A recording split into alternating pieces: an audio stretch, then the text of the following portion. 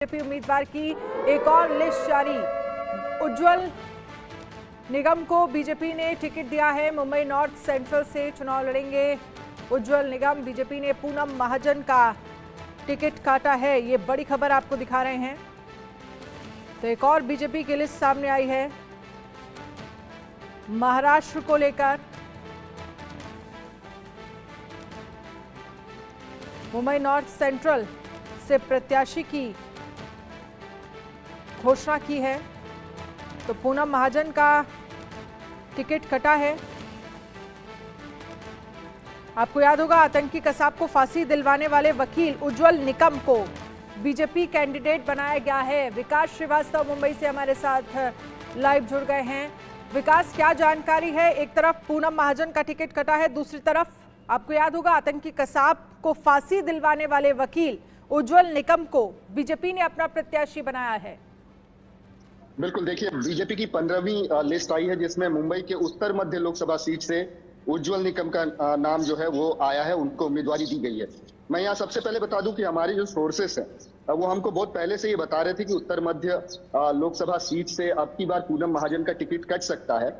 और उसकी सबसे बड़ी वजह ये थी कि जो शीर्ष नेतृत्व है बीजेपी का, वो उनके प्रदर्शन से, उनके परफॉर्मेंस से खुश नहीं था।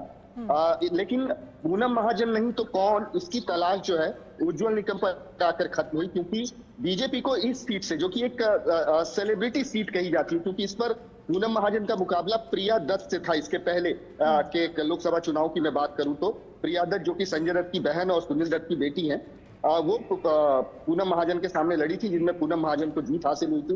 तो सेलिब्रिटी सीट है, बहुत प्रतिष्ठित सीट है, तो इस पर उम्मीदवार किसको खड़ा किया जाए, तो उज्जवल निकम के नाम का सुझाव आया। और उज्जवल निकम की जो छवि है, पहले तो मैं बता दूं कि ये एक बहुत ही लोकप्रिय व्यक्ति है, इसके अलावा एक वेटरन एडवोकेट है, और उससे भी बढ़कर इनकी छवि एक ऐसे वकील की रही है जिन्होंने देश के दुश्मनों को फांसी के तख्ते तक पहुंचाया, जिसमें कसाब का नाम हम ले सकते हैं, क्योंकि 26/11 के आतंकी हमलों में कसाब पर जो मुकदमा चला, अंततः उसको फांसी पर चढ़ाया गया।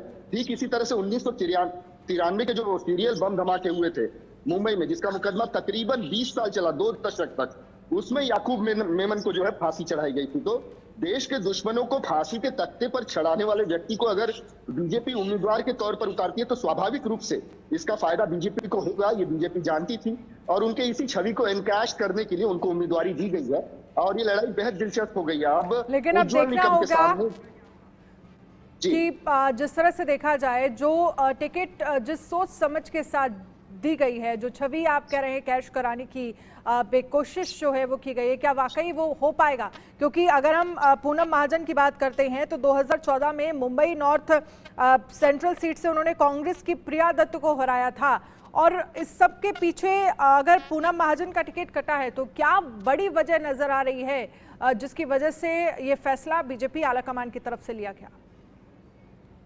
देखिए, हमारे सोर्सेस ये बता रहे हैं, हम बहुत अंदरूनी सोर्सेस हैं हमारे बीजेपी के। 2 कैंडिडेट ऐसे थे जिनके प्रदर्शन से बीजेपी का जो शीर्ष नेतृत्व था वो खुश नहीं था, जिसमें खुद पूनम महाजन थी, और इसके अलावा प्रीतम मुंडे थी, जो कि गोपीनाथ मुंडे की, दिवंगत बीजेपी नेता गोपीनाथ मुंडे की बेटी है। ये दोनों के प्रदर्शन से खुश नहीं थे, यहाँ तक कि जो इनकी लोकसभा में अटेंडेंस होनी चाहिए उस तक को लेकर एक बार पीएम मोदी ने नाराजगी जताई थी कि ये लोग रेगुलर नहीं है, नियमित रूप से आते नहीं है लोकसभा में, इनके द्वारा जो अटेंडेंस है वो कम है। तो ये नाराजगी जो है अंततः उनके टिकट कटने पर खत्म हुई है। प्रीतम मुंडे को भी रिपीट नहीं किया है बीजेपी ने, इसके अलावा पूनम महाजन से भी खफा चल ही रहे थे, तो उनको भी रिपीट नहीं किया। लेकिन पूनम महाजन के एवज में कौन, ये एक बड़ी तलाश थी, एक अच्छे उम्मीदवार की वहां पे तलाश थी। उत्तर मध्य मुंबई जो लोकसभा सीट है वो काफी प्रतिष्ठित सीट है, बीजेपी वहां से लगातार 3 बार से जीतते हुए आई है, और इसी वजह से एक ऐसा जिताऊ उम्मीदवार उन्हें चाहिए था। और सुझाव जब आया उज्जवल निकम का, तो उनकी छवि को देखते हुए, उनके ट्रैक रिकॉर्ड को देखते हुए अंततः उनके नाम पर सहमति जता दी गई, और आज औपचारिक ऐलान इसका हो चुका है। जी चलिए, बहुत बहुत शुक्रिया तमाम जानकारी के लिए विकास। इस पर आप नजर रखिएगा। तो बीजेपी उम्मीदवार की एक और लिस्ट जारी की गई।